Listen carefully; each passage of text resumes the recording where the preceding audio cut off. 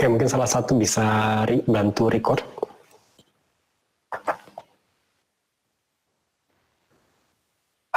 Karena tinggal 2 pertemuan, jadi yang saya harapkan adalah satu kita bisa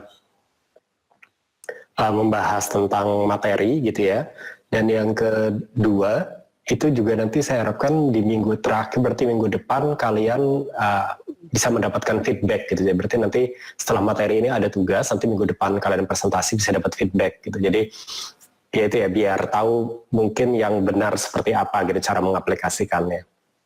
Nah, kalau di silabus aslinya itu masih ada 3 materi lagi ya. Jadi tentang association rule, tentang recommendation system, sama tentang bagaimana membaca data non-numeris seperti gambar, suara, dan lain-lainnya gitu ya. Tetapi karena kita hanya punya 2 pertemuan lagi, jadi kayaknya harus pilih ya. Kalau untuk yang gambar dan suara, mungkin ini udah tidak mungkin ya dilakukan dalam 2 pertemuan ini, sehingga pilihannya tinggal 2 nih. Kalian lebih suka untuk membahas tentang association rule atau recommendation system. Jadi kalau sebelumnya kan kita ngobrol tentang clustering ya. Clustering itu kita punya satu set data, kemudian kita mencoba mencari satu set data ini dengan karakteristik yang ada, apakah bisa dikelompok-kelompokkan gitu, sehingga lebih memudahkan untuk kita analisis gitu ya, berdasarkan masing-masing kelompok dibandingkan kalau kita harus menganalisis per individual gitu. Itu di clustering. Nah, yang sekarang kita lakukan, kita mencoba membuat semacam recommendation system. Ini dua-duanya sering digunakan di product recommendation. Metode ini yaitu association rule dan recommendation. Misalnya kalau kita punya data dari histori perilaku seseorang, taruhlah mungkin yang lebih gampang, biar bisa gampang relate, ini bisa diaplikasikan di banyak tempat sebenarnya, tapi mungkin biarkan lebih bisa relate lagi, behavior misalnya kayak perilaku penjualan, pembelian gitu ya, kalian kan masing-masing belanja, misalnya belanja online, ada yang belanja buku, ada yang belanja baju, ada yang belanja macam-macam gitu ya. Nah, ketika kita memiliki pertanyaannya, apakah kita bisa memberikan rekomendasi kepada seseorang untuk purchase berikutnya berdasarkan histori data yang kita punya. Nah, itu yang ingin dilakukan di association rule dan recommendation system ini. Salah satu aplikasinya. Ada banyak aplikasi lain gitu. Salah satu contohnya di sini misalnya kalau di website mungkin kalian bisa lihat di Amazon atau di e-commerce di Indonesia lainnya seperti Bukalapak, Tokopedia. Kalau kita scroll down ke bawah biasanya akan muncul kira-kira gambar seperti ini gitu ya. Jadi ketika kita membeli suatu barang, kemudian ada rekomendasi di bawahnya, misalnya kita ngeklik suatu barang ya, ada rekomendasi di bawahnya, biasanya barang ini juga dibeli bareng sama ini gitu ya. Nah, kalau misalnya kalian melihat algoritma semacam itu, seperti yang di sini, nah seperti yang di sini ya, modelnya. Nah, berarti kalian sedang melihat produk dari association rule, gitu ya. Jadi ini menggunakan metode association rule. Biasanya barang ini dibeli bersama dengan barang yang ini, gitu ya. Nah, tetapi kalau misalnya kalian muncul hal seperti ini, yang bawahnya ini, nah ini adalah produk dari recommendation system, atau lebih tepatnya produk dari collaborative filtering, di mana si mesin mencoba membaca kalau misalnya orang lain yang membeli produk ini, itu juga membeli produk yang apa gitu. Kebayang nggak bedanya apa?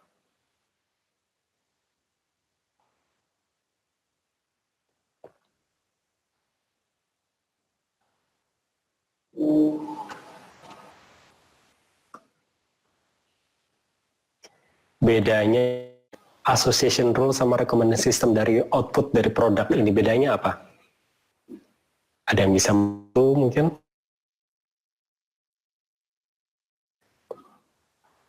Siapa nih, saya pilih random.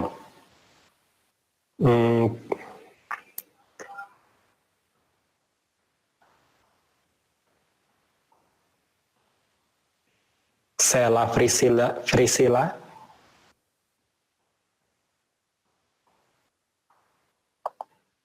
Kira-kira bedanya apa ya? Antara frequently bought together sama customer who bought this item also bought. Dua algoritma ini kira-kira bedanya apa?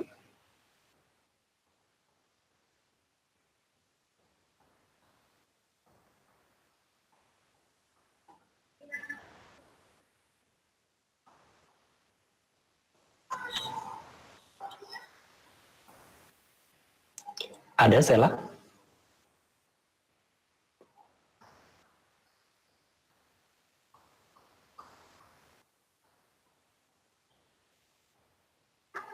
Itu cuma namanya aja nih yang hadir.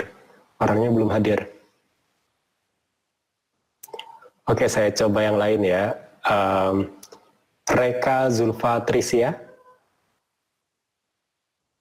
Reaka Zulfa Trisia.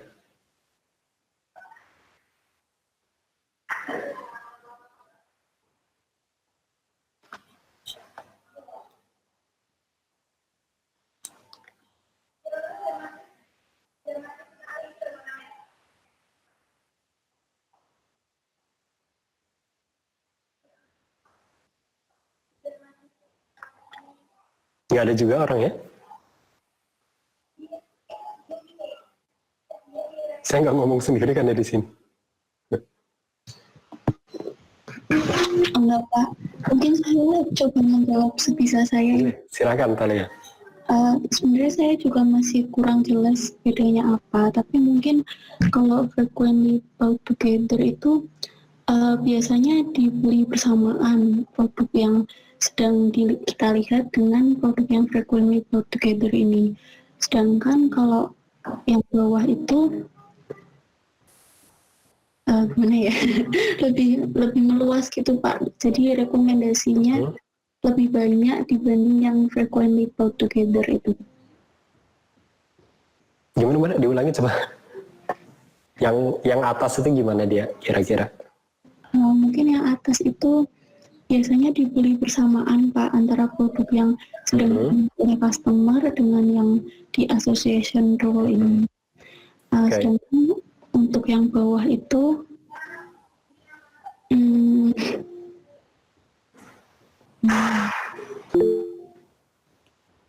untuk yang bawah itu rekomendasinya lebih meluas Pak dibanding yang atas gitu.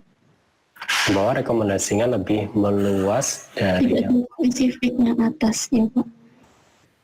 Oke, mungkin pertanyaan gini saya ganti.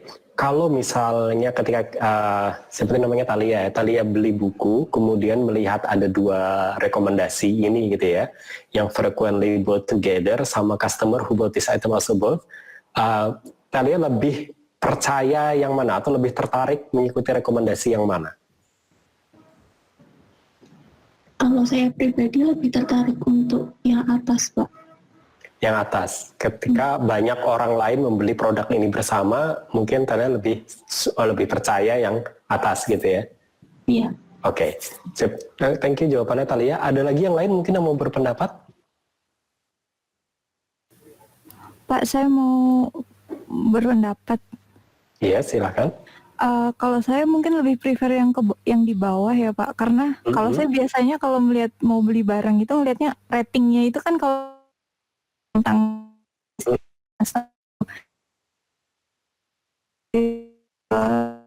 yang dikasih saya kalau misalnya nanti kan ada review yang kadang diberikan dari customer itu, jadi mau membeli atau enggak seperti itu Pak.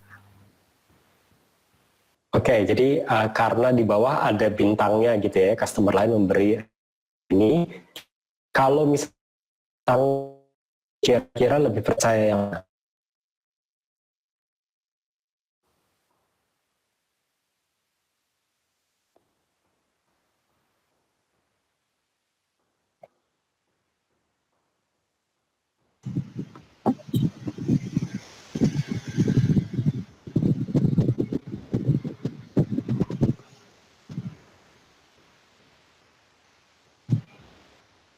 Atas dan bawah. Bedanya apa sih atas dan bawah? Atau saat ini kalian tidak bisa melihat bedanya? Sama. Halo Pak. Boleh silakan. Komentar. Ya kalau yang atas itu biasanya itu emang diusulkan karena misalnya karena yang beli banyak atau banyak itu yang muncul. Tapi kalau yang bawah, yang rekomendasi yang bawah yang kita ada Pak, misalnya kita mencari Asus dengan ini nanti biasanya tipenya tipe laptop game. Biasanya rekomendasi lain-lainnya biasanya laptop yang beda merek tapi mungkin sama-sama game gitu atau sama box gitu. Kalau saya lebih percaya yang bawah Pak. Yang bawah yang lebih mendekati apa yang kita cari gitu Pak. Oke, baik. Ya, kapan sih pertanyaannya? Oke, sekarang saya sih seseorang akan cenderung memilih yang atas dibandingkan pada situasi seperti apa?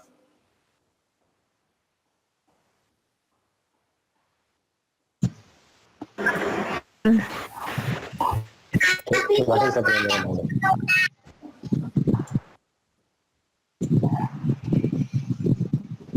Tadi saya menjawab. Silakan, Pak Arbi, silakan. Iya, coba kalau yang atas ini seperti barang komplementer Pak. Ibaratnya kalau belanja itu beli kopi maka sekaligus dia akan beli gula dan creamer misalkan untuk yang atas. Tapi kalau yang bawah ketika saya beli kopi maka di bawah akan ada alternatif selain kopi, misalkan ada teh atau minuman yang lain. Bayangan saya sih seperti itu sih Pak. Gitu ya. Oke, jadi kapan seseorang biasanya akan lebih tertarik untuk memilih rekomendasi yang atas dibandingkan yang bawah? Lebih ke yang atas Pak, karena mungkin satu paket gitu, jadi barangnya saling berkomplementer gitu. Saling melengkapi ya. Saling melengkapi. Oke. Jadi algoritma yang atas itu akan lebih dipilih orang ketika intensi belanjanya adalah komplementer gitu ya. Komplementari. Kurang lebih begitu sih Pak. Oke, iya. Jadi misalnya kayak saya mau belanja pasta gigi, pasti mungkin di situ nanti akan ditawarkan sama sikat giginya gitu ya. Iya betul Pak. Tapi kalau yang bawah mungkin pas saya belanja pasta gigi mungkin juga sekalian sama cemilan atau apa yang biasanya orang juga ketika belanja itu juga belanja yang barang-barang yang lain. Ya, kurang seperti itu Pak. Oke. Baik. Iya. Nah, dari dua algoritma ini, jadi saya kasih sedikit jelasan lagi ya. Oke.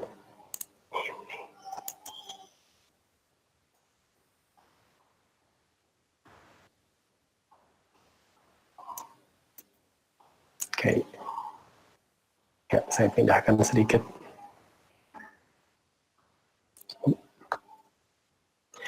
Nah, ini kalau biasanya yang tadi kan selain untuk product recommendation ya, yang algoritma yang atas atau kita sebut dengan association rule, itu juga biasanya digunakan untuk menyusun susunan di rak. Kalau misalnya kalian belanja ke Alfamart atau Indomaret, kan ada susunannya ya.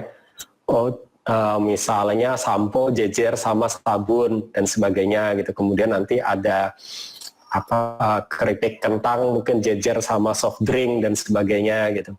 Nah, algoritma tersebut juga biasanya digunakan untuk product placement dan store layout.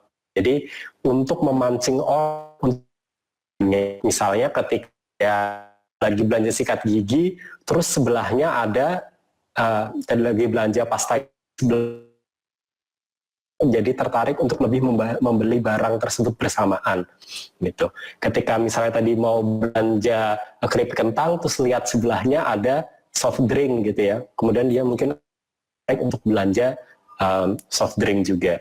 Dan ini jadi association rule ini biasanya digunakan tadi seperti sampaikan Pak Arbi ya, untuk menata sehingga dia bisa komplementer gitu, sehingga orang tertarik untuk belanja dalam satu paket besar gitu. Biasanya digunakan juga untuk product placement dan store layout. Jadi ketika kalian masuk ke department store atau ke misalnya ke toko grocery ya, seperti di Alfamart dan Indomaret atau di Hypermart dan kan itu tidak mereka tidak menyusun itu dengan random, dengan acak gitu ya. Ada algoritma yang mendasarinya gitu. Ada susunan yang dirancang sedemikian rupa. Kalau sebenarnya apapun penawaran dari bisnis yang diberikan kepada kita, banyak yang sebenarnya sudah di custom gitu, disesuaikan. Misalnya kayak tadi product placement, kemudian ketika kalian buka misalnya YouTube atau Netflix, itu juga sudah disusun sedemikian rupa. Nah, cuman kalau YouTube dan Netflix dia tidak menggunakan tidak menggunakan association rule, tetapi lebih menggunakan yang namanya tadi yang algoritma yang bawah, collaborative filtering atau orang sering sebut juga recommendation system. Nah ini misalnya di Instagram Explore ataupun di Spotify gitu ya, bagaimana mereka merekomendasikan produk tersebut itu menggunakan algoritma collaborative filtering tadi. Jadi intinya pertama akan dicari orang-orang yang perilakunya seperti kita. Misalnya kita suka musik-musik rock gitu ya. Nah kemudian akan dicari oleh orang yang mirip dengan perilaku kita, yaitu suka musik rock. Nah kemudian dilihat perbedaannya. Orang ketika kita suka musik rock sama dibandingkan dengan orang-orang yang juga suka musik rock, ada nggak sih musik yang disukai oleh orang lain tetapi belum kita sukai? Sampai sini nyambung nggak? Jadi saya suka Bon Jovi sama Guns N' Roses. Kebetulan orang-orang yang ya Bon Jovi sama Guns N' Roses. Kalau sekarang nggak ada yang tahu kali. Ini generasi. Periode Pak. Oke, taruhlah biar lebih keren Paramore dan atau Muse gitu ya, zaman sekarang gitu. Nah, kemudian ada orang-orang yang suka musik rock. Di orang-orang yang suka musik rock selain saya, ternyata selain tadi Paramore dan Muse, mereka juga suka misalnya Avenged Sevenfold. Nah kebetulan saya belum suka nih Avenged Sevenfold atau belum tahu tentang Avenged Sevenfold di play. Maka sistem tersebut akan memberikan rekomendasi hal tersebut kepada saya gitu. Jadi dia pertama yang mirip dengan kita, kemudian melihat ada nggak sih di komunitas yang mirip dengan kita tadi hal-hal yang mereka sukai tapi belum kita tahu gitu, mereka akan merekomendasikan tersebut. Nah itu yang hal yang sama ketika kalian membuka YouTube maupun membuka Instagram gitu ya. Jadi ketika kita buka pertama YouTube, kita misalnya sukanya YouTube klip-klip tentang atau video-video tentang orang memasak gitu ya. Video-video tentang orang memasak. Nah, si YouTube akan melihat perilaku orang lain yang juga suka orang-orang yang memasak tadi, kemudian memberikan rekomendasi video yang belum kita tonton, tapi sudah banyak ditonton oleh orang lain yang perilakunya sama dengan kita. Gitu. Jadi kalau kata orang sekarang gitu kan, kalau kita mau lihat gimana sih perilaku atau karakter dari orang dari teman kita atau orang tersebut gitu ya, lihatlah feed dari Instagram Explore dan juga dari recommendation di YouTube-nya, karena itu menunjukkan karakter dia sebenarnya gitu kan. Kalau kita misalnya suka sama produk-produk skincare gitu ya, ngeliat produk skincare Instagram, maka kalau kita lihat Instagram Explore kita, maka itu juga akan dibanjiri dengan produk-produk skincare gitu ya, sama dengan yang musik-musik tadi, seperti itu. Nah, karena waktu kita terbatas, nggak mungkin membahas dua-duanya. Kalau kalian lebih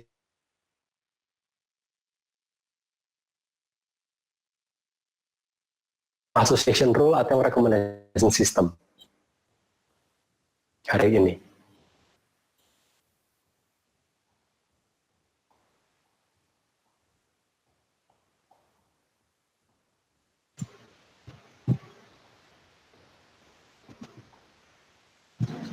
Kalau saya mungkin lebih ke recommendation system ya Pak, karena cukup menarik untuk bisa melihat perilaku orang dari misalnya Instagram Explore dan juga rekomendasi dari YouTube-nya. Oke. Ada lagi mungkin pendapat yang lain?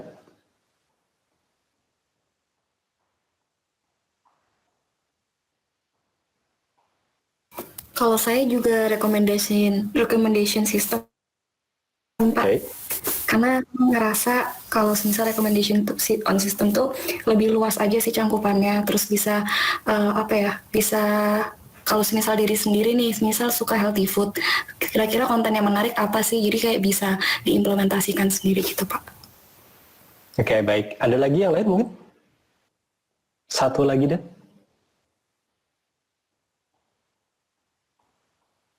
Atau kita fokuskan di rekomendasi sistem?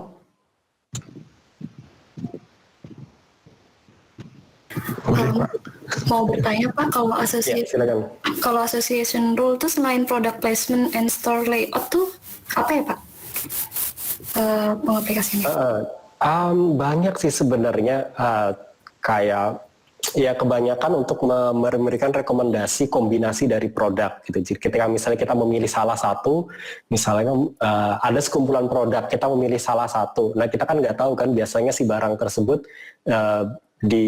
dipilih bersama dengan barang yang lain seperti apa. Misalnya kalau orang bikin rekomendasi untuk wisata gitu ya. Orang kan taunya saya pingin ke Borobudur gitu ya. Nah, salah satu fungsi dari association rule ketika kita memilih Borobudur, maka dia akan bisa merekomendasikan biasanya orang yang jalan-jalan ke Borobudur itu jalan-jalan kemana juga sih selain Borobudur gitu. Jadi kayak dia kita milih satu, kemudian diberikan satu paketnya gitu, komplementernya. Baik Pak.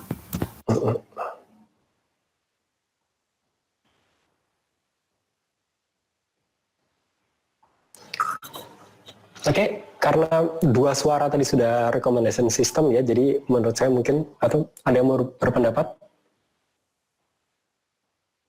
Nggak ada, oke. Ada, silakan kalau ada yang mau berpendapat. Mungkin materinya tetap disampaikan, materinya tetap di-share Pak. Jadi Kayaknya sudah semua ya? Sudah di Google Classroom bukan sih? Dua-duanya sudah ada di Google Classroom semua. Oh iya, baik Pak. Ya. Ya. Oke, saya pilih yang rekomendasi sistem berarti ya. Oke, ini saya hapus dulu berarti.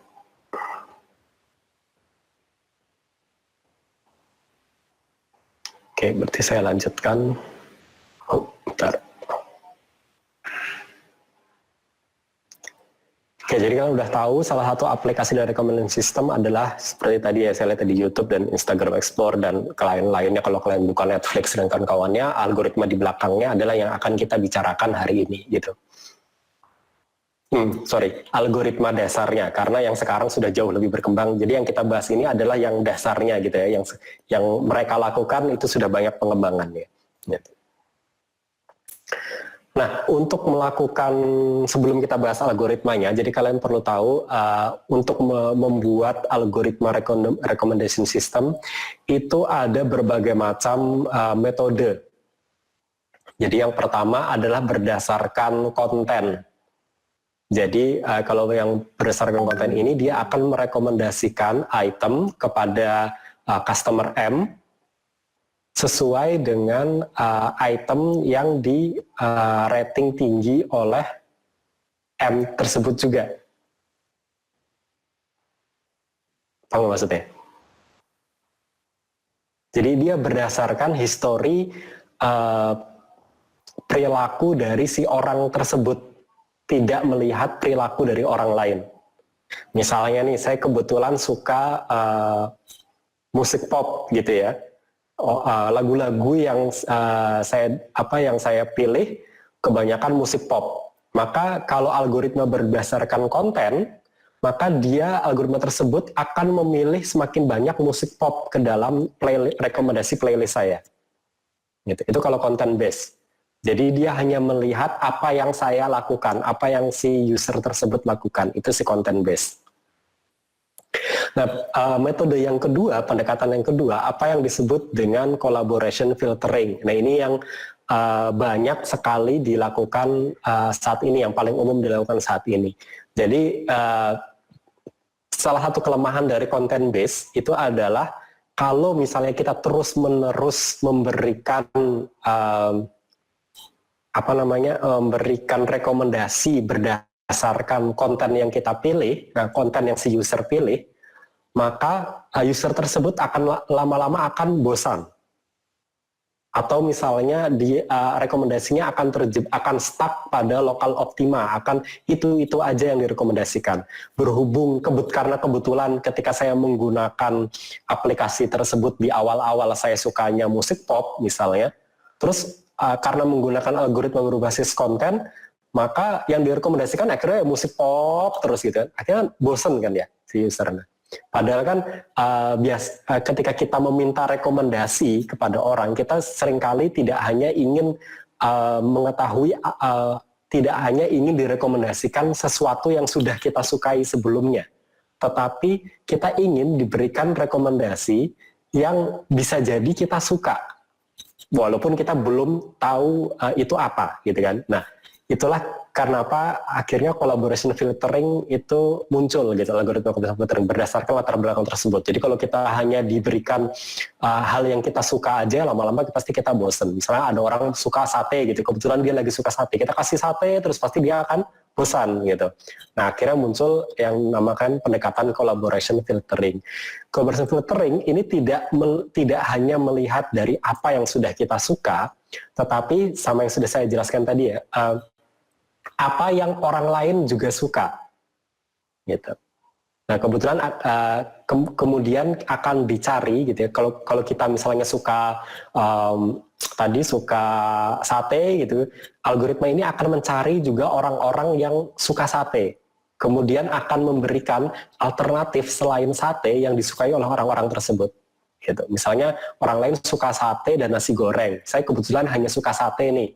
Gitu. Tapi orang-orang yang suka sate ternyata di luar sana juga suka nasi goreng. Akhirnya sistem tersebut akan merekomendasikan tidak hanya sate tapi juga nasi goreng kepada saya.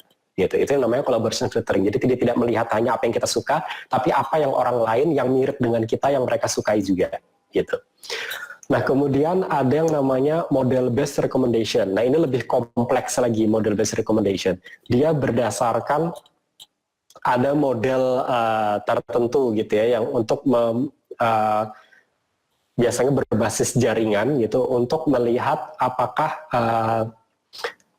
produk mana yang akan kita rekomendasikan gitu. Nah, ini yang model based recommendation ini sedang cukup berkembang saat ini, biasanya seperti kayak menggunakan deep learning dan kawan-kawannya gitu ya, menggunakan Bayesian network dan sebagainya, tetapi masih belum seumum yang digunakan di 1 dan 2 gitu ya. Jadi kalau kalian nanti ingin memahami yang ketiga, saya harapkan setidaknya 1 dan 2 ini sudah paham dulu sehingga lebih mudah untuk nanti memahami yang ketiga gitu. Karena kalau yang ketiga ini kebanyakan sudah menggunakan kombinasi metode. Karena itu di kuliah ini saya akan fokus di yang nomor 2. Kalau nomor 1 mungkin terlalu simpel gitu ya. Bisa kalian baca sendiri content based recommendation system.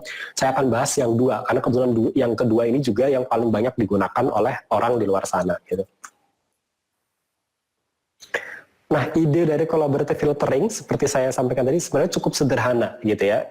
Algoritmanya secara konseptual bunyinya kayak gini. Jadi pertama sama seperti clustering ya. Clustering kan kita mencari similarity ya, mencari similarity. Nah, similarity-nya juga sama dengan clustering dihitung dengan distance. Jadi kita cari similarity between user. Jadi ada user A, user B, user C gitu ya. Kita cari semua similaritasnya, seberapa dekat sih, seberapa mirip sih mereka berdua. Gitu ya. Kemudian yang step berikutnya setelah kita menghitung seluruh jarak dari kita ke customer yang lain, atau dalam bahasa sederhananya menghitung kesamaan kita dengan user yang lain ya. Ingat, kemiripan dalam algoritma dalam data mining itu seringkali dihitung dengan jarak gitu. Jadi kita menghitung jarak kita ke orang lain, kemudian kita mengambil sejumlah orang yang paling mirip dengan kita. Jadi misalnya ada 100 user, kita menghitung jarak kita ke 99 user yang lain gitu ya. Kemudian langkah berikutnya dari 99 user tersebut kita ranking dari 1 sampai 99, kita ambil misalnya 5 paling atas gitu ya, top 5-nya.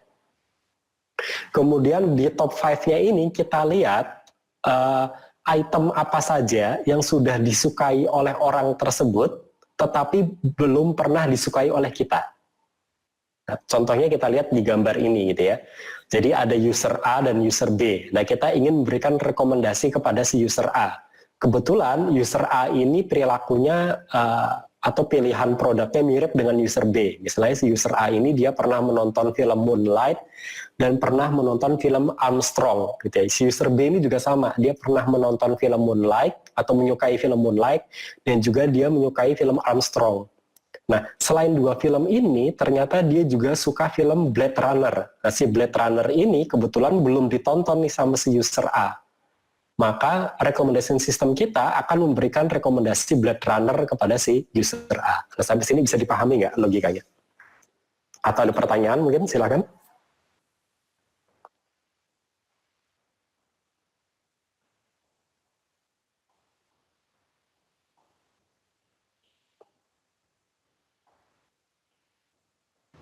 Belum ada, Pak. Oke, bisa dipahami ya logikanya?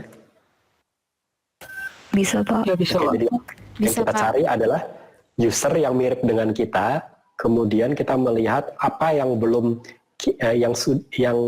disukai oleh kita, tapi disukai oleh orang-orang tersebut. Gitu. Itu yang akan direkomendasikan kepada kita. Gitu. Jadi ketika kalian nanti lihat di YouTube, ketika buka explore Instagram, gitu ya, kalian udah tahu, udah ngerti nih, oh ternyata algoritma di baliknya itu seperti ini loh cara mereka merekomendasikan. Berarti kebetulan saya mirip nih sama orang-orang yang kayak gitu, dan orang-orang yang kayak gitu kebetulan menyukai produk-produk ini, gitu yang kita lihat di tampilan layar tersebut. Gitu ya. Nah, sekarang kita ambil contohnya, cara menghitungnya seperti apa gitu. Nah, saya keluarin si pulpennya dulu. Nah, taruhlah kita punya kasus seperti ini ya. Jadi ada 5 user, kemudian si 5 user ini sudah pernah menonton, ada 5 user, kemudian ada 7 film yang sedang kita perhatikan gitu. Jadi HP 1 tuh Harry Potter 1, Harry Potter 2, Harry Potter 3. TW itu apa ya? Saya lupa. Twilight kayaknya ya. Mungkin saya lupa juga nulis singkatan TW apa. Kemudian ada Star Wars 1, Star Wars 2, Star Wars 3 gitu. Nah, kemudian kita melihat rating yang diberikan oleh masing-masing si user tersebut. Nah, si user A ini memberikan rating 4 buat Harry Potter 1 gitu ya, dan seterusnya Star Wars 1, tapi dia hanya memberikan rating 1 untuk Star Wars 1. Nah, yang kuning ini yang dia belum nonton, dia belum pernah nonton Star Wars 2 dan Star Wars 3. Nah, sama juga kayak misalnya si user C. Si user C ini dia memberikan rating jelek buat Harry Potter 1, Harry Potter 2, tetapi dia memberikan rating cukup tinggi buat Star Wars 1 dan Star Wars 2, gitu ya. Nah, kebetulan Star Wars 3 sama Harry Potter 3, dia belum nonton. Nah, pertanyaannya, apakah kita perlu memberikan rekomendasi, misalnya ke si user A, apa kita perlu memberikan rekomendasi Star Wars 2 dan Star Wars 3 nggak ke si user A? Atau misalnya kalau kita melihat user D, apakah kita perlu memberikan rekomendasi Harry Potter 3 sama Star Wars 2 nggak ke user D gitu. Nah, itu yang yang dicoba untuk dilakukan di collaborative filtering ini gitu. Jadi kalau kita buka YouTube kita gitu kan, jadi kan YouTube tuh punya jutaan video ya. Dan ada mungkin ratusan ribu, mungkin jutaan juga, jutaan video yang belum pernah kita tonton gitu. Dari jutaan video tersebut, yang mana sih yang akan direkomendasikan oleh si YouTube kepada kita? Nggak mungkin semuanya ya kan. Pasti wah ini kalau kita lihat semuanya random ngasal gitu si YouTube ngasih ke kita, pasti pas kita buka kita melihat wah ini nggak tertarik gitu ya dengan yang disajikan. Gitu, sehingga gimana caranya biar orang ketika pertama kali buka YouTube langsung engage gitu ya, tertarik untuk memasuki konten-kontennya tadi gitu. Nah, itulah yang dipakai di collaborative filtering ini. Jadi apakah kita perlu merekomendasikan produk ini tidak untuk si masing-masing user gitu. Nah, mungkin hal ini yang akan kita bahas ini sudah pernah dibahas pada saat di diskusi kita kemarin, yaitu salah satunya adalah pentingnya untuk melakukan min centering ketika atau bukan min centering ya, perlunya untuk melihat makna dari data, kemudian melihat apakah data itu sudah konsisten atau belum gitu maknanya.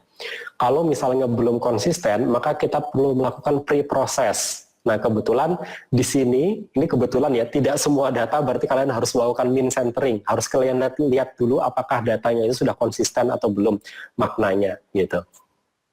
Nah salah satu contohnya di sini, data rating itu seringkali tidak konsisten. Tidak konsistennya di mana? Karena ada dua problemnya. Yang pertama yaitu data, kalau ketika orang belum menonton sesuatu atau belum tahu tentang produk tersebut, itu biasanya di data tercantum sebagai 0 gitu ya. Padahal angka 0, padahal angka 1 itu maksudnya dia sangat tidak suka gitu ya terhadap ratingnya. Misalkan rating dari 1 sampai 5. Kalau 1 sangat tidak suka, 5 sangat suka sekali gitu ya. Nah, kalau 0 berarti kan kalau kita mau konsisten berarti maknanya adalah sangat tidak suka sekali gitu kan, lebih jelek dari 1. Padahal kan angka 0 di sini maknanya tidak demikian. Angka 0 maksudnya di sini adalah dia belum nonton filmnya. Berarti bisa jadi dia suka, bisa jadi tidak suka pada saat ditonton. Berarti 0 ini harusnya sifatnya netral gitu. Nah, ini kan ada tidak konsistenan ya dalam datanya. Maka perlu kita pre-proses terlebih dahulu. Perlu kita kita proses ulang agar datanya ini maknanya konsisten. Jadi 0 ini harusnya beradanya di tengah gitu, bukan berada di paling ujung kiri atau di bawah angka 1 gitu. Nah, salah satu yang bisa kita gunakan adalah dengan menggunakan min centering tadi. Itu. Selain itu, min centering ini juga berguna untuk membantu menerjemahkan subjektivitas dari si user. Jadi kan masing-masing si user ini dia punya preferensi atau cara menilai yang berbeda gitu. Ada yang kalau dia suka sama filmnya langsung dikasih 5 gitu ya. 5 itu berarti dia suka sama filmnya. Kalau dia nggak suka sama filmnya, dia cuma ngasih nilai angka 3. Dia orang baik gitu ya. Kalau nggak suka sama filmnya, dia nggak pernah ngasih angka 1 gitu ya. Mungkin kalian bisa relate nggak dengan situasi ini gitu ya. Mungkin kayak Abang Gojek gitu ya. Ketika kita suka, kita kasih bintang 5. Kalau nggak begitu suka, mungkin kita kasih 3 gitu ya. Nggak tega mau ngasih 1, ntar masnya disuspend gitu kan, si Abang Gojeknya disuspend. Bisa jadi kan. Nah, ini kan padahal maksudnya di sini, ini ada secara tidak sadar kita melakukan penyesuaian, di mana angka 3 itu berarti tidak suka, angka 5 berarti kita suka. Padahal di rating aslinya, kan kalau mau ngomong tidak suka harusnya di angka 1, gitu ya. Nah, min centering ini juga membantu melakukan perbaikan skala, gitu. Jadi yang sebelumnya untuk orang yang tipe tadi yang sangat baik, gitu ya, dia harusnya 1-5 tapi dia buatnya 3-5 gitu. Ini membantu kita untuk melakukan penyesuaian sehingga comparable dengan user yang lain. Karena bisa jadi ada user yang jahat gitu kan. Kalau bagus dikasih bintang 3, kalau jelek dikasih bintang 1. Atau ada yang ekstrim, kalau bagus dikasih bintang 5, kalau jelek banget yang angka bintang 1 gitu ya. Nah, agar setara si user ABCD ini dalam melakukan penilaian, maka kita perlu melakukan pre-processing tadi gitu ya. Jadi pertama adalah untuk melakukan konsistensi terhadap data, yang kedua untuk biar skalanya itu sama gitu. Nah, itu yang kita lakukan di min centering. Ada pertanyaan dulu tentang konsep min centering ini? Paham nggak kenapa sih kita perlu melakukan min centering gitu, dalam data rating?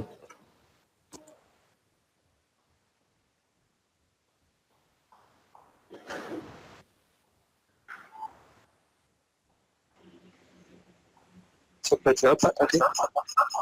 Sudah terjawab ya. Karena data yang satu dengan data yang lain levelnya tidak sama. Tadi kan dicontohkan bahwa 0 itu tidak mewakili bahwa sangat tidak suka, tapi 0 itu adalah nilai netralnya. Iya. Perlu dilakukan pre-processing. Oke, sip ya. Oke. Jadi dan pre-processing itu tidak hanya min centering ya. Jadi jangan mentang-mentang karena kebetulan ini hanya kebetulan aja kasus yang kita hadapi adalah data rating. Nah, data rating itu biasanya problemnya hampir mirip nih sama. sehingga bisa dilakukan min centering. Tapi untuk data lain bisa jadi min centering bukan solusi yang tepat gitu. Karena kebetulan karena saya ngajar data mining gitu ya, banyak banget ketika mahasiswa melakukan skripsi dan tesis, semua data di min centering, padahal belum tentu harus gitu, belum tentu min centering solusinya gitu. Jadi kalian harus lihat problem dari data tersebut apa gitu. Oke, jadi yang kita lakukan gimana sih min centering itu? Yang kita lakukan pertama adalah kita memberi angka 0 di masing-masing. Yang pertama kita lakukan adalah kita mencari rata-rata dari angka ini, dari si nilai ini. Jadi misalnya si user A itu 44251 kan ya. Nah, kita cari rata-ratanya dia berapa dari skala ini. Kemudian masing-masing data dikurangi dengan rata-ratanya. Setelah masing-masing data dikurangi dengan rata-rata, baru kita masukkan angka 0 di sini. Oke, jadi pertama kita cari rata-ratanya, misalnya ini 44251, rata-ratanya ini ya, 44251 ini rata-ratanya adalah 3,2. Kita cari dua rata-ratanya. Misalnya ini 332 ini juga dia rata-ratanya 3,2. Berarti kan ini nilai netral dari si user tersebut ada di angka 3,2, ya kan? Nah, dari masing-masing data ini akhirnya kita kurangi dengan nilai rata-ratanya. Makanya si 4 ini dikurangi 3,2 gitu ya. Si 5 ini dikurangi 4. Makanya di sini saya tulis jadi 1 gitu ya. Karena ini 5 ini dikurangi sama si rata-ratanya. Nah, dengan demikian kalau ada data yang tepat di rata-ratanya, maka dia akan berarti nilainya akan 0 ya kan. Makanya di sini kita bisa tulis di sini adalah 0. Jadi dia netral gitu ya. Kemudian kan si user B misalnya ketika dia tidak suka dia memberikan angka 3 ya, makanya di sini tertulis dia -1, tidak suka, di bawahnya si 0. Gitu. Dan kebetulan si Harry Potter 3 dia ngasih 4 ini kebetulan dia setara dengan netral gitu. Oke, sampai sini ada pertanyaan?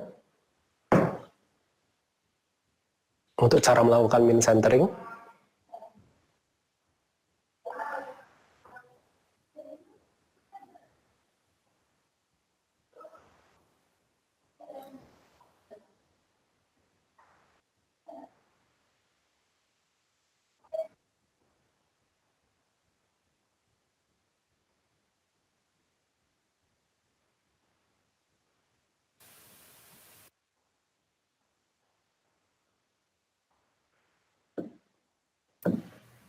Oke. Sudah, Pak. Oke, cukup ya.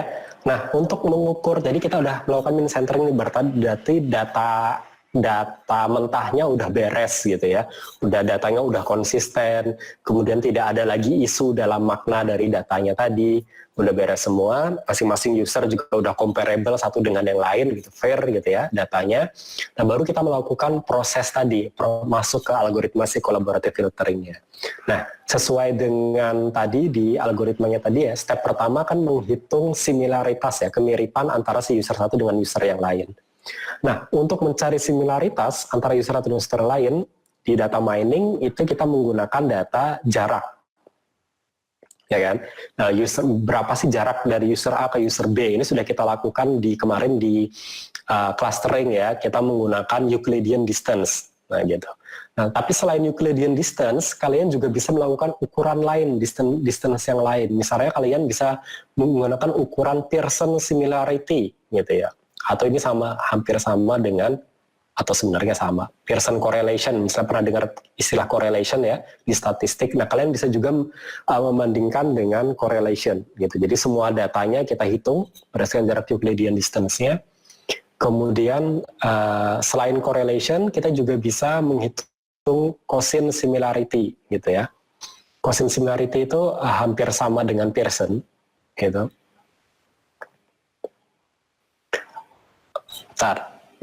Kok saya lupa bedanya. Saya lupa. Jadi si Cosin similarity ini dia sebenarnya perbaikan dari si Pearson similarity gitu. Karena Pearson similarity ini ada beberapa kelemahan ketika kita gunakan. Oke. Intinya kita menghitung similaritas antara si user A dan si user B. Gitu. Bisa kalian menggunakan Euclidean distance, menggunakan Pearson, menggunakan cosine, similarity. boleh bebas mana metode yang kalian pilih. Tapi ingat, masing-masing metode yang kalian pilih itu punya dampak dan dampak yang berbeda, gitu ya. Misalnya kalau kalian memilih Euclidean distance, salah satu syaratnya adalah masing-masing ukuran datanya itu dia harus punya skala yang sama di sini. Jadi misalnya kalau ratingnya itu 1 sampai 5 gitu ya, dia masing-masing user itu juga harus 1 sampai 5 gitu. Atau bukan masing-masing si user ya, masing-masing dari si parameter dari si usernya tadi harus sama ukurannya gitu. Karena dia sangat sensitif terhadap data yang berbeda. Misalnya ada satu film diukur 1 sampai 5, tapi film lain misalnya diukur skalanya 100 sampai 1000 gitu. Maka si Euclidean distance ini akan bias gitu ketika kita hitung nanti similarity-nya. Dan itu tidak terjadi kalau kita menggunakan si Pearson similarity, karena secara tanpa sadar, atau bukan tanpa sadar, secara prosedural kita lihat di sini datanya dibagi dengan nilai rata-ratanya, sehingga kalau yang tadi ada 100.000 perbedaan unit item ini bisa tersmooth out. Tersmooth out bahasa Indonesianya apa ya? Sudah terproses dengan natural gitu, sehingga nanti unitnya bisa sama ukurannya gitu kira-kira. Oke, ada pertanyaan untuk distance? Bisa dipahami ya berbagai macam ukurannya? Cukup jelas, Pak. Nanya, Pak. Silakan. Berarti cukup jauhnya itu seperti apa ya, Pak? Misalkan itu kan ada yang 1 sampai 5, terus yang ketika di adjust tadi skalanya itu kan jadi misalkan 2 sampai minus 2 gitu. Nah, itu berarti kan ada perbedaan, Pak, karena minnya dari masing-masing user itu kan berbeda. Itu mengaruh nggak kalau masih dalam skalanya nggak terlalu jauh banget tadi? Jadi ini karena kebetulan data yang kita proses, jadi ini karena kebetulan ya, tidak semuanya dilakukan seperti ini. Karena kebetulan data kita adalah data rating, dan kemudian kita sudah melakukan pre-processing, yaitu dengan melakukan min centering, sehingga sebenarnya secara tidak langsung kita sudah melakukan step yang di bawah ini, yaitu melakukan penyamaan unit, ya kan? Sudah melakukan penyamaan unit antara masing-masing user dan antara masing-masing parameternya, sehingga kan semuanya tepat ya, di nol semua di tengahnya gitu ya. Nah, kalau misalnya sudah seperti itu, maka kita tidak perlu melakukan proses smoothing seperti Pearson similarity. Misalnya kita cukup melakukan dengan si Euclidean distance. Tetapi ada kasus-kasus yang misalnya range dari nilainya untuk masing-masing parameter tidak sama.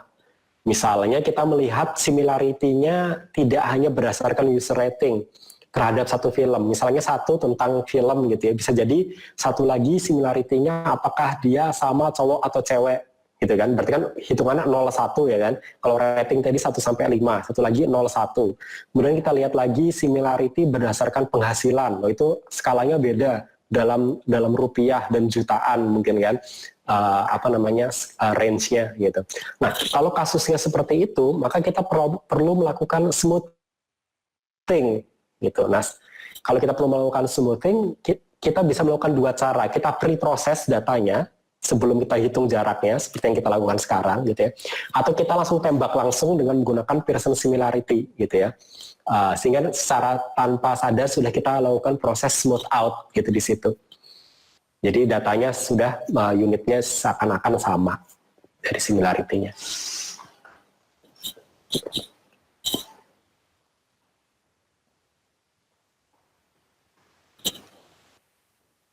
Saya kira mudah-mudahan menjawab ya. Ya, terima kasih, Pak. Ya.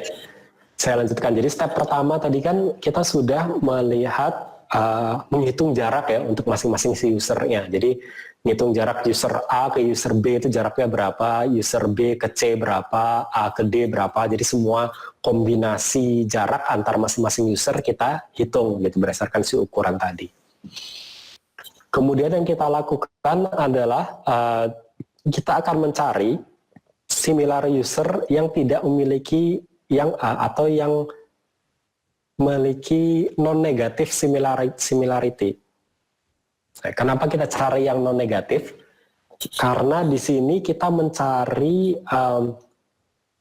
user yang mirip dengan kita gitu ya, dan kita menghindari untuk mendapat rekomendasi item yang tidak disukai oleh si user tersebut. Ingat, 0 itu kan netral ya, kalau -1 baru dia tidak suka. Nah, berarti kita cari user yang tidak memiliki similaritasnya tidak negatif, artinya mereka tidak bertolak belakang antara satu dengan yang lain. Kemudian kita akan melakukan menghitung rating ya dari si user R terhadap atau bukan user R, rating R terhadap user U dari item I yang bisa diprediksi dengan melihat total bobot dari masing-masing user. Oke, ini mungkin akan agak susah dipahami, tapi kira-kira maksudnya gini. Jadi kita mencari rating untuk user yang sedang kita lihat terhadap item itu. Jadi misalnya kita mencari apakah kita perlu merekomendasikan item I terhadap user U, gitu ya. Makanya kita tulis di sini RUI. Rating item tersebut, rating dari si user U kepada item I, gitu. Makanya ditulis ini RUI, gitu ya. Nah, yang kita lakukan adalah pertama kita jumlahkan seluruh jarak dari user U kepada user yang lain dikalikan dengan rating dari user lain terhadap item tersebut. Nanti baru dibagi dengan seluruh jarak dari si user U kepada seluruh user yang lain.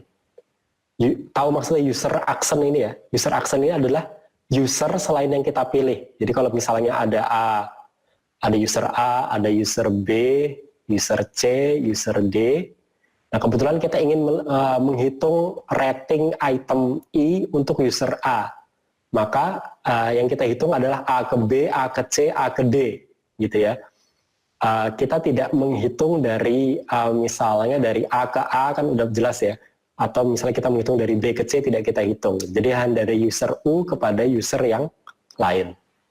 Gitu. Oke, mungkin dari segi formula, kalau belum familiar dengan rumusnya akan susah dibaca gitu ya. Jadi saya tunjukkan dengan contoh perhitungan aja. Ini adalah tabel tadi, data yang kita miliki tadi, yang sudah di min center, ya, yang sudah kita pre-process. Gitu. Nah, kebetulan kemudian ini saya menghitung user similarity matrix-nya. Jadi antar si user A, user B, dan sebagainya saya hitung gitu ya, similarity-nya. Nah, kebetulan di sini saya mengukur similarity-nya berdasarkan Pearson similarity. Gitu. Artinya, kalau 1 itu berarti kan positif ya. Kalian kan paham Pearson correlation ya. Kalau 1 itu berarti maknanya dia positif kuat gitu ya. Kalau -1 itu berarti berkebalikan dan kuat. 0 itu berarti dia tidak memiliki atau memiliki korelasi yang rendah gitu, atau memiliki kemiripan yang rendah dalam kasus ini gitu. Saya ambil contoh misalnya A dengan A pasti 1 kan ya, dengan user yang sama gitu. Kemudian ada A ke B gitu, 0,24. Berarti dia cenderung sama dengan B tapi tidak terlalu kuat.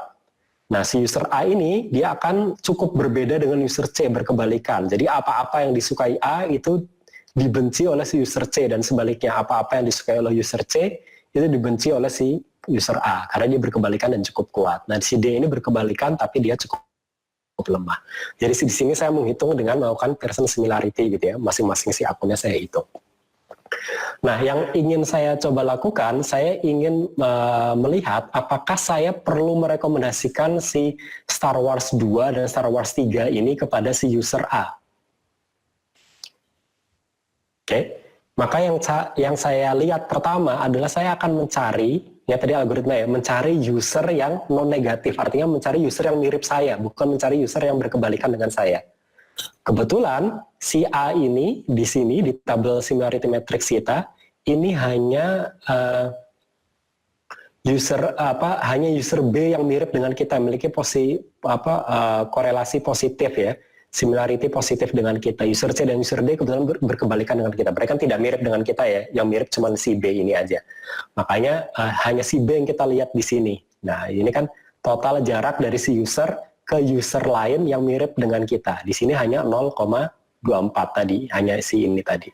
Nah, kemudian kita kalikan dengan rating user U, user si yang tadi ini yang kita pilih tadi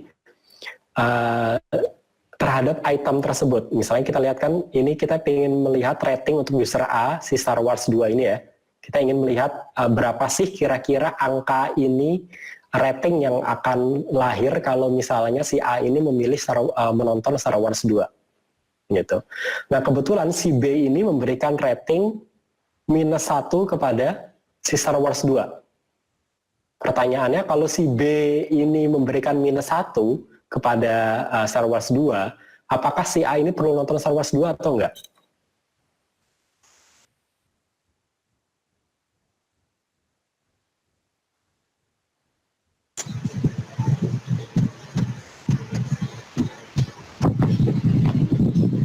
Ada yang memberikan pendapat?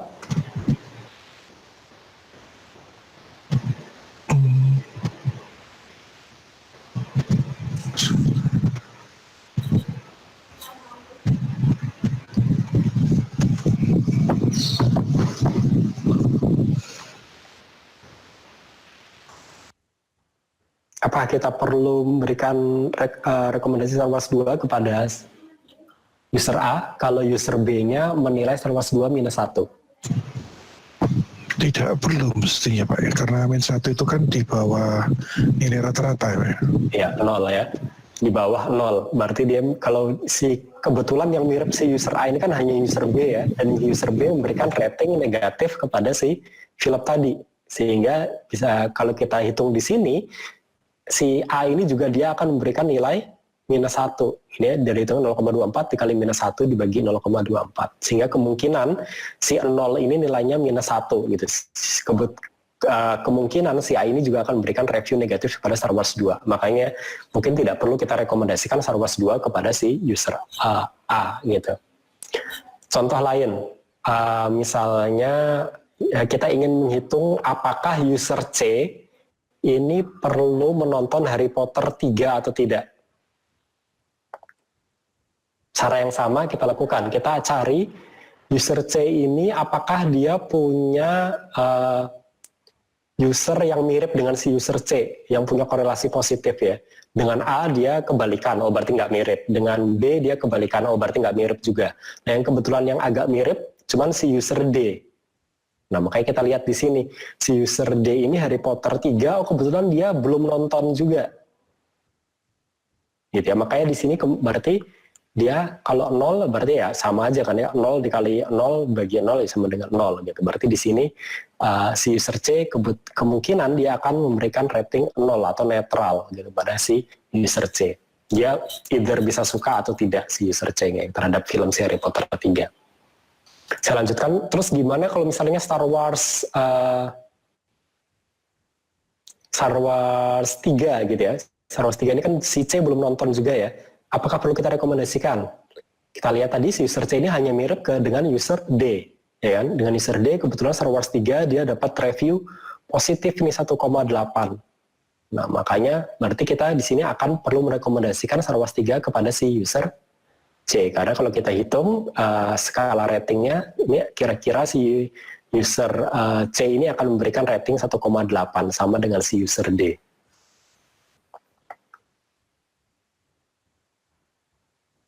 Oke, mungkin di sini bisa dipahami dulu atau ada pertanyaan silakan.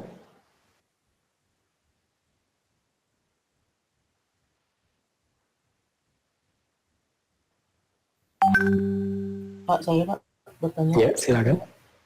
Kalau kan ini tadi 1 Pak, kalau misalnya yang mirip itu 2 gitu, terus saling bertolakan gitu gimana Pak contohnya? Iya, kalau misalnya 2 ya sih kita gunakan si rumus ini aja. Gitu. Jadi caranya kan kita jumlahkan kan. Maksud si epsilon ini kan, epsilon ini maksudnya dijumlahkan. Jadi misalnya yang pertama ngasih review positif ya 1,8. Kemudian yang kedua, dia ngasih review negatif. Misalnya dia kemiripannya cuma 0,2 gitu ya, 0,2. Kemudian dia ngasih review negatif, -3 misalnya. Berarti kan 0,14 akan ditambah 0,2 dikali -3. Nah, kalau dengan cara demikian kemudian kita hitung pakai rumus ini tadi, di sini juga 0,14 akan ditambah dengan -3, akan ditambah dengan 0,2 gitu. Kemudian akan muncul angkanya, skornya di sini gitu. Kalau skornya positif berarti akan perlu kita rekomendasikan. Kalau skornya negatif berarti tidak perlu kita rekomendasikan. Baik Pak, terima kasih Pak. Ya, jadi kalau misalnya ada dua orang yang mirip dengan kita gitu, si rumus ini akan melihat sebenarnya si rumus ini akan memberi bobot paling tinggi kepada orang yang benar-benar mirip dengan kita. Misalnya ini kan orang pertamanya, misalnya user C hanya 0,14 ya kemiripannya dengan user D. Mungkin misalnya ada user E ini kemiripannya 0,9 dengan user C. Maka rumus ini akan memberikan bobot lebih kepada si user E dibandingkan si user D, gitu. Karena dia lebih mirip si user E dibandingkan user D, gitu. Sehingga nanti preferensinya akan lebih mirip dengan si user E. Keputusannya apakah kita perlu merekomendasikan produk tersebut atau tidak kepada si user itu.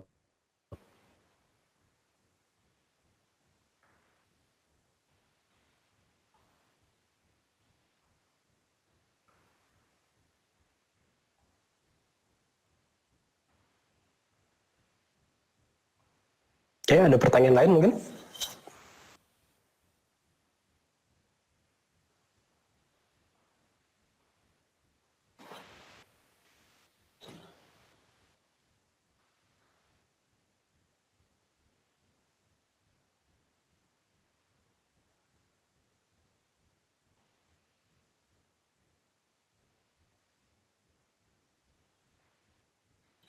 Oke, kalau tidak saya lanjutkan.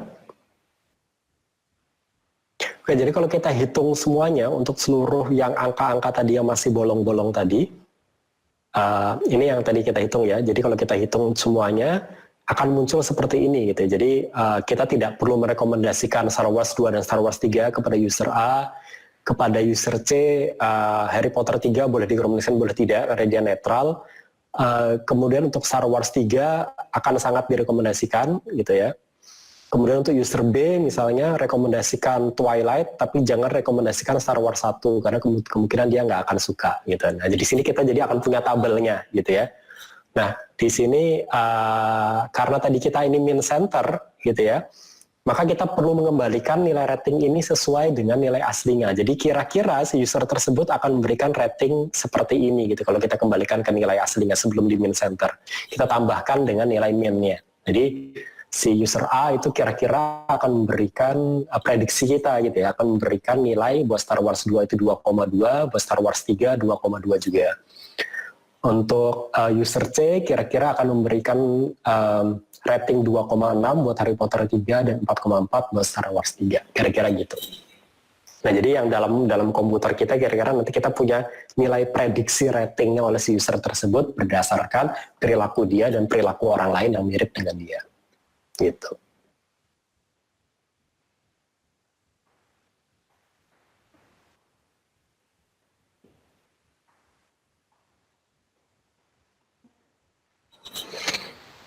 Sampai sini ada pertanyaan?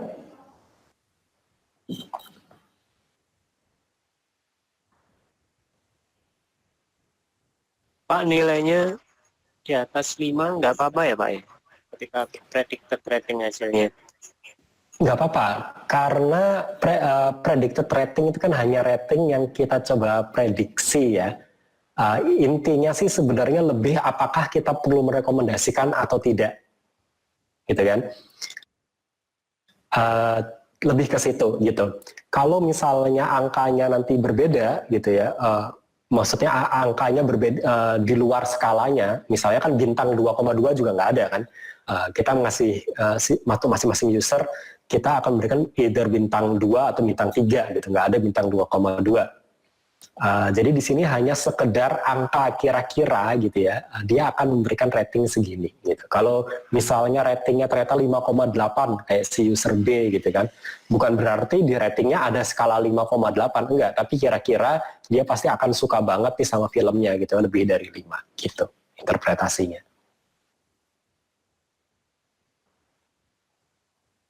Dan ini kan hanya angka prediksi ya, belum tentu angka aslinya setelah si orang tersebut menonton, setelah kita rekomendasikan dia akan suka dengan film itu atau tidak.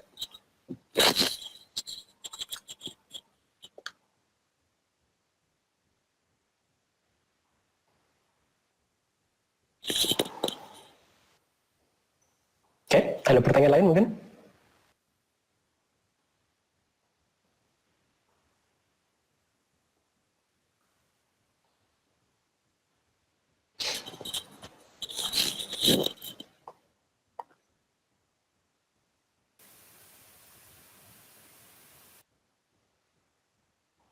Oke, kalau tidak ada pertanyaan, saya yang gantian bertanya. Ini kan kebetulan contohnya rating ya. Jadi ada sekian banyak produk, ada sekian user, ada sekian produk, kemudian masing-masing user memberikan rating untuk masing-masing produk tersebut, gitu kan. Ada yang 1, bintang 4, dan sebagainya. Nah, kalau misalnya Anda diminta untuk melakukan, untuk membuat algoritma kolaboratif filtering, tetapi untuk YouTube, gitu, kira-kira ukuran apa yang akan masuk di sini? YouTube tidak punya rating ya. Durasi waktu tonton, Pak. Durasi waktu tonton. Ada lagi yang lain? Dari subscribernya, Pak. Gimana maksudnya subscriber?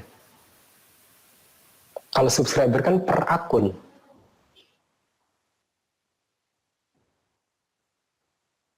Subscriber gimana?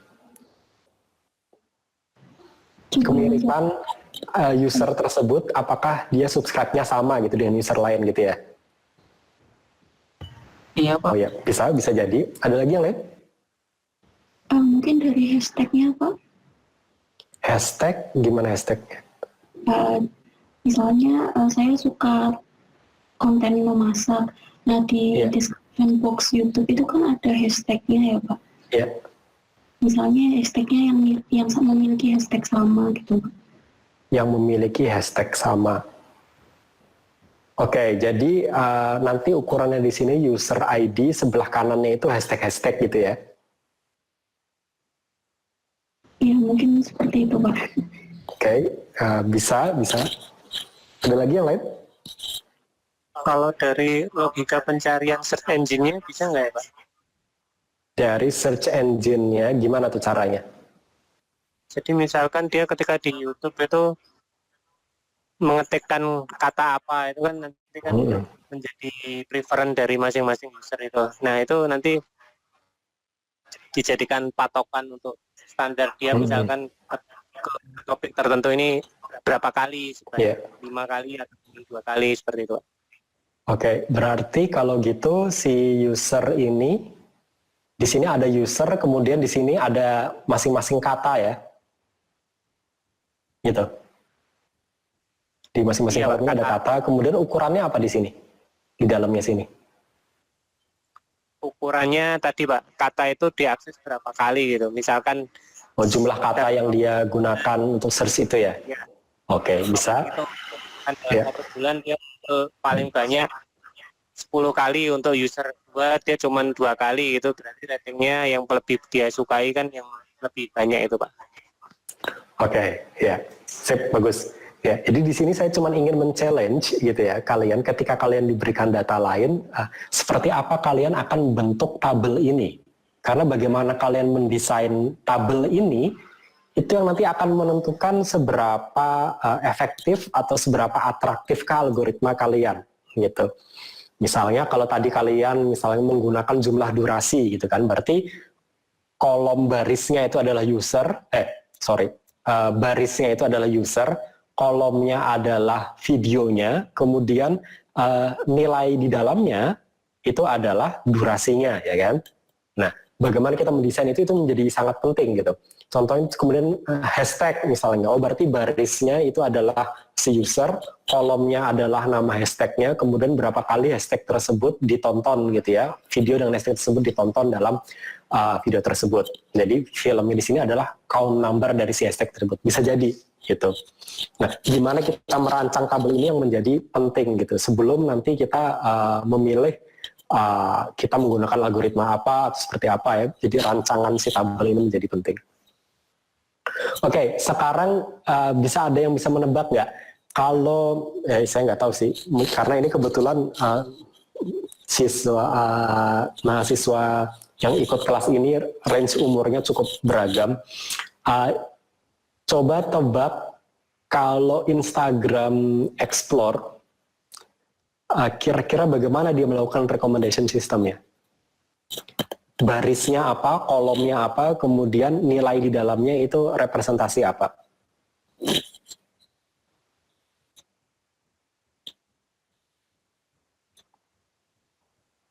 Ada yang mau mencoba?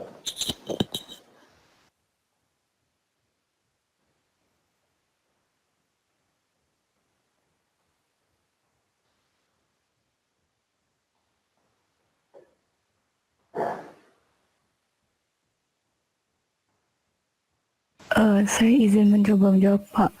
Silakan. Kalau Instagram kayaknya sama kayak tadi yang Talia bilang itu pakai hashtag, Pak. Karena kalau posting di Instagram sendiri itu kan pasti kalau misalnya itu makanan atau tentang traveling dan sebagainya kayak gitu pasti ada hashtag-hashtag umum yang bakal dia pakai. Kemudian nanti bisa di-trace jumlah hashtagnya itu berapa. Seperti itu, Pak. Apakah orang selalu menggunakan hashtag di Instagram dalam postingan dia? Sebenarnya enggak sih, Pak. Cuman bisa juga sama akun yang di-tag sama dia. Jadi misalnya kayak dia tentang makanan, terus nanti ada food and treats dan sebagainya kayak gitu, Pak, yang di-tag dari foto tersebut. Seperti itu. Apakah orang selalu men-tag seseorang lain dalam setiap postingannya?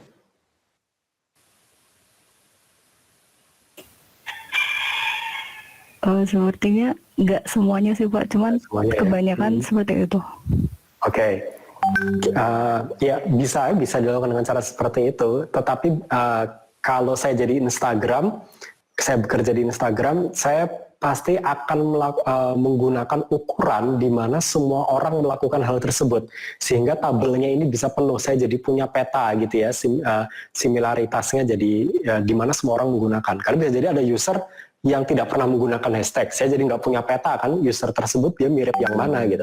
Ada user juga yang tidak pernah men-tag seseorang, saya juga tidak tahu nih si user tersebut akan suka yang mana. Lalu bagaimana caranya ada nggak sesuatu gitu ya yang dilakukan oleh semua orang ketika menggunakan Instagram, atau normalnya semua orang akan melakukan hal tersebut? Like, Pak. Ilmiah. Iya. Save, Pak. Gimana? Like? Satu lagi tadi ada ngomong apa? Like sama fitur save itu, Pak. Fitur save, oke. Ya, itu yang lebih umum ya. Jadi like sama save. Nah biasanya jadi kalau di aslinya, jadi ini kan model kita sederhana ya, hanya menggunakan satu dimensi ukuran, yaitu rating gitu. Di model pengembangan dari collaborative filtering, ini kita bisa memasukkan multivariat, artinya tidak hanya satu ukuran. Jadi kita bisa lihat misal dari like-nya, dari save-nya, dari hashtag-nya dan sebagainya gitu. Jadi nanti ukuran distance kita itu juga tidak hanya satu dimensi, gitu. Jadi multidimensi nanti cara mengukur. Itu kalau udah pengembangannya kira-kira seperti itu.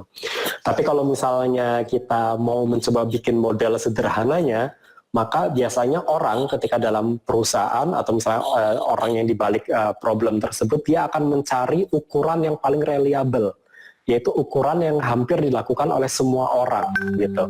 Biasanya seperti itu. Oke. Satu kasus lagi, kalau misalnya untuk Tinder atau apa sekarang selain Tinder? Ya Tinder dan kawan-kawannya ya, bagaimana mereka melakukan rekomendasi orang? Ada yang tahu?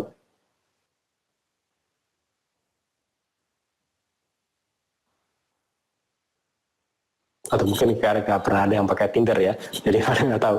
Ya, kira-kira intinya hampir sama gitu ya. Jadi untuk masing-masing user, misalnya dia akan menghitung orang ini terhadap si A, dia akan swipe kanan atau swipe kiri gitu ya.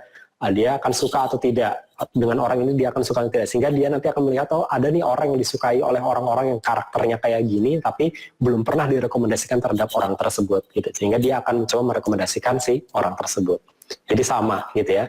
Nanti harapan saya ketika kalian melihat apapun gitu ya di semua sistem rekomendasi, coba tebak gitu ya, kira-kira rekomendasi sistem ini dia menggunakan ukuran seperti apa dalam setiap bekerja, dalam pengukuran similarity-nya, kemudian bagaimana mereka merekomendasikannya.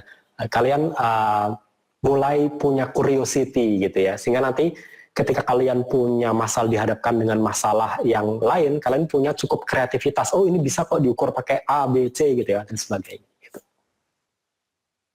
Oke, itu untuk collaborative filtering. Mungkin sebelum, karena minggu depan kalian kita akan banyak membahas tugas ya, jadi saya minta izin mungkin 5-10 menit sebagai pesan-pesan sebelum kalian nanti menggunakan data mining dalam kehidupan nyata. Misalnya kalian bekerja di perusahaan yang perusahaannya udah digital savvy gitu ya, mulai banyak menggunakan data dalam pengambilan keputusan, dan salah satu yang kalian gunakan mungkin data mining. Selain kita sebagai engineer, selain menguasai teknikalnya, kita juga harus punya wawasan dampak dari algoritma yang kita gunakan. Itu yang harus menjadi conscience kita gitu ya. Apa conscience itu? Bahasa Indonesianya? Nurani. Ya, jadi kita tidak hanya bisa membuat algoritmanya, tapi juga harus punya nurani untuk mengukur apa sih dampak dari algoritma yang kita aplikasikan kepada orang tersebut. Gitu. Ini saya ambil contoh, misalnya ada banyak di tahun berapa ini? Tahun 2014 ya. Tahun 2014 Facebook melakukan riset, kalian bisa baca artikelnya langsung gitu, banyak banget. Tahun 2014-2015 ini cukup rame, terutama di komunitas data science gitu ya. Ketika orang mulai sadar dampak dari penggunaan algoritma terhadap kehidupan mereka sehari-hari gitu. Jadi di sekitar tahun 2013-an atau 2012-an, jadi 2 tahun sebelum berita ini diluncurkan, Facebook melakukan R&D ya, riset untuk mengetahui apakah dengan memperbaiki urutan atau dengan merubah-rubah urutan feed, merubah-rubah feed mana yang akan muncul duluan ketika kalian buka home Facebook, itu bisa merubah suasana hati seseorang atau preferensi seseorang. Nah ini sudah pernah terkena dampaknya juga ya ketika kasus ada dulu skandal antara Trump dan pemilihan Trump gitu ya, dan Facebook disinyalir berperan di situ gitu ya. Jadi mereka melakukan riset itu. Dan riset ini dilakukan ternyata tanpa konsen dari si usernya.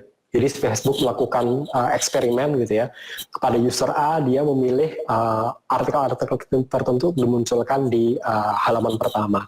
Kemudian dia memilih di user lain dia memilih posting-posting dengan nada tertentu gitu ya. Dia ingin melihat apakah kalau saya ubah-ubah begini gitu ya. Jadi kalau eksperimen skala besar gitu kan, dan kebetulan dia eksperimenkan manusia, itu memiliki dampak terhadap behavior si user tersebut. Nah, dan hasilnya ternyata cukup positif. Positif di sini maksudnya ada dampak gitu ya. Ketika kita merubah-rubah susunan postingan orang, itu susunan postingan di Facebook itu ternyata bisa memiliki dampak terhadap emosi seseorang gitu. For science sake, it's good gitu. Kita tahu oh ternyata apa yang orang baca itu bisa berpengaruh terhadap emosi seseorang, perilaku seseorang gitu. Misalnya ketika kalian pertama kali buka Facebook, yang muncul adalah teman-teman yang lebih sukses daripada kalian gitu kan. Nah, tentu kan emosi kita akan berbeda ketika misalnya yang pertama muncul adalah orang-orang yang bisa keluarga dekat dengan kita, gitu ya. Itu akan merubah emosi kita, mengubah perilaku kita terhadap bagaimana mood kita dalam satu hari tersebut. Kebetulan bisa jadi, apalagi anak-anak zaman sekarang ya, yang pertama kali dilakukan ketika pagi hari setelah mematikan alarm adalah mungkin ngecek sosial media gitu kan. Bisa jadi mengubah mood kita dalam satu hari tersebut gitu. Nah ini juga perlu kita perhatikan dampaknya terhadap orang. Oke, mungkin for science is good gitu, tapi apa dampak jangka panjangnya terhadap orang-orang tersebut? Ternyata disinyalir setelah ditelusuri, orang-orang yang terlibat dalam R&D-nya Facebook ini pertama orang tersebut tidak diberi konsen bahwa mereka masuk dalam eksperimen itu gitu ya. Dan ternyata beberapa terkena dampaknya hingga mengalami stres gitu ya, hingga mengalami depresi, dan beberapa malah punya pemikiran untuk bunuh diri gitu setelah terlibat dalam eksperimen tersebut. Nah ini yang perlu juga kita perhatikan, bahwa ketika kita bermain dengan algoritma, perlu diperhatikan juga konsennya gitu ya, perlu diperhatikan juga kira-kira dampaknya terhadap orang lain seperti apa gitu. Misalnya algoritma yang membantu untuk memilih apakah seorang ini perlu dipromosikan atau perlu dipecat gitu kan. Mungkin akurasinya tinggi gitu ya, bagus. Tapi kita perlu lihat juga kalau algoritma itu diimplementasikan secara massal, apa dampaknya terhadap orang yang kita promosikan dan yang kita pecat tersebut gitu. Nah ini perlu kita perhatikan gitu.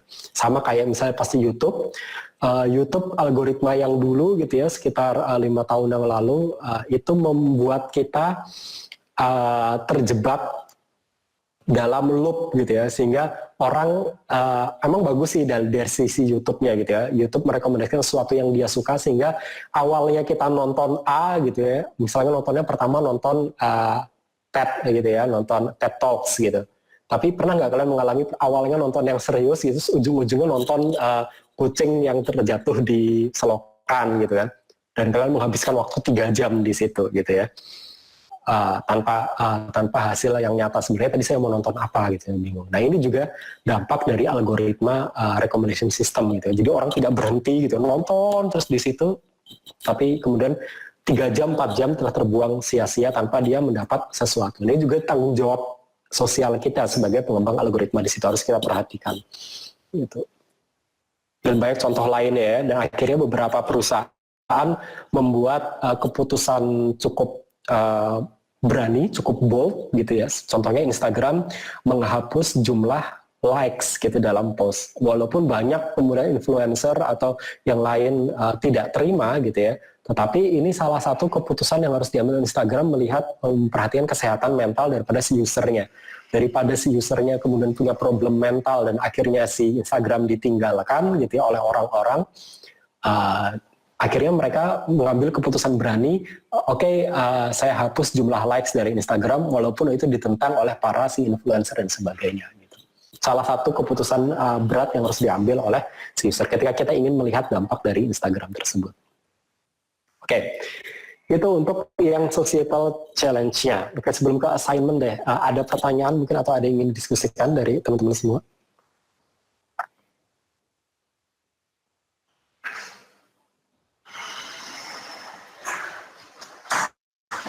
Izin bertanya, Pak. Ya, silakan. Sebenarnya work ethic yang Bapak jelaskan tadi itu mungkin sedang saya rasakan juga ya. Kadang kalau saya lagi buka sosial media itu scroll sampai 3 jam itu nggak kerasa, dan sebenarnya nggak dapat apa-apa karena terus-menerus disuguhi konten yang saya sukai, yang direkomendasikan. Nah sebenarnya dari perusahaan-perusahaan tersebut apakah punya pertimbangan work ethic atau etika kerjanya itu Pak? Karena kan dampaknya itu besar ya, terutama untuk anak kecil yang sekarang sudah memegang gadget seperti itu. Iya. Kalau sebagai perusahaan itu mikirnya simple ya, selama bisa dieksploit untuk bisa mendapatkan profit yang tinggi, why not? Kenapa kita tidak harus melakukannya? Gitu. Itu yang membuat kenapa meskipun sudah banyak orang yang bersuara tentang dampak dari algoritma recommendation system dan lain-lain, tentang data mining, ada yang berbicara tentang privacy dan sebagainya, tetapi perusahaan cenderung lambat untuk mengadopsi atau bahkan beberapa reluktan untuk menerima masukan-masukan tersebut. Karena ya namanya perusahaan, mereka bisnis gitu kan ya, mereka mengenerate profit, mengenerate revenue. Ketika mereka diminta untuk melakukan sesuatu yang kira-kira counter produktif, tidak menghasilkan sesuatu buat mereka, maka pasti mereka akan mikir ratusan kali untuk melakukan hal tersebut gitu, karena akan banyak stakeholder di sana gitu ya. Mereka harus mengembalikan, kan mereka ada pemilik saham gitu, mereka harus tetap memberikan dividen kepada pemilik saham, ada mungkin para employee yang harus mereka berikan gaji dan sebagainya, ada banyak pertimbangan gitu di situ, ada KPI yang mereka harus penuhi, sehingga seringkali ethics dalam hal seperti ini, tanggung jawab sosial, tanggung jawab ini jarang sekali, bukan jarang sekali, mungkin mereka consider, tapi mereka masih berusaha untuk mencari cara smartnya seperti apa, gitu. Tetap bisa menghasilkan keuntungan, tapi juga memiliki dampak seminimal mungkin, dampak negatif yang seminimal mungkin terhadap pengguna mereka. Itu sih. Ya, terima kasih Pak. Ya, sama-sama. Ada lagi mungkin yang lain? Pak, untuk yang tugas tadi Pak, Ya. itu berarti rekomendasinya sebatas dari 13 film yang ada di Iya. list atau di luar itu Pak? Iya, dari sebatas dari yang kita punya datanya. Ya. Berarti rekomendasinya itu kalau ketika ada di antara mahasiswa yang belum nonton dari film tersebut kan ya, misalkan ada mahasiswa yang semuanya sudah nonton gitu, terus Iya. sudah memberikan nilai gitu, terus apakah kita juga merekomendasikan lagi atau gimana? Kalau untuk kasus seperti itu berarti mungkin tidak bisa kita rekomendasikan ya berdasarkan data yang kita punya, enggak. Jadi yang kita rekomendasikan adalah khusus buat film-film yang belum ditonton, apakah perlu direkomendasikan atau tidak kepada orang tersebut.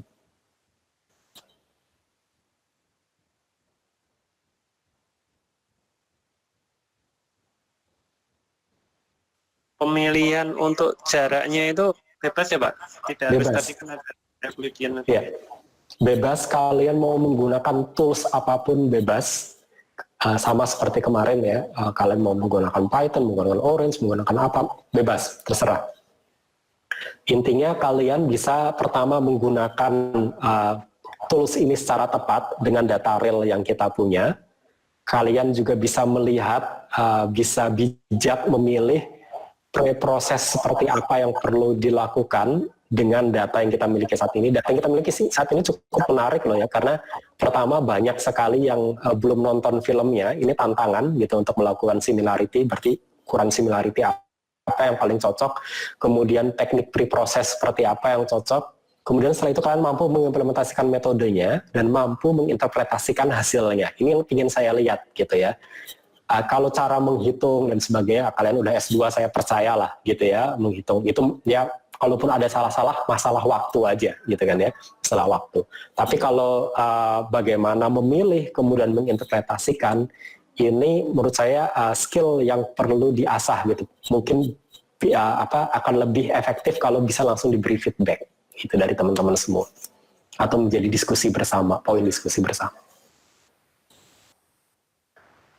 Berarti minggu depan presentasi Pak? Iya, langsung presentasi sama seperti kemarin, akan saya pilih secara acak 1-2 orang untuk presentasi.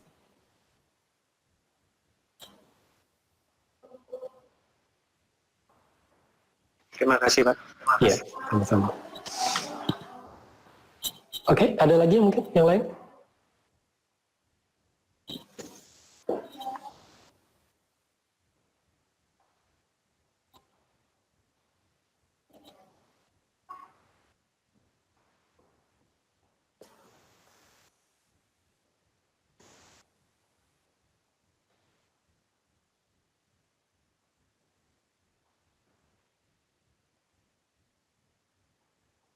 Oke, kalau tidak ada kita cukupkan untuk hari ini. Terima kasih untuk partisipasinya kita cukupkan.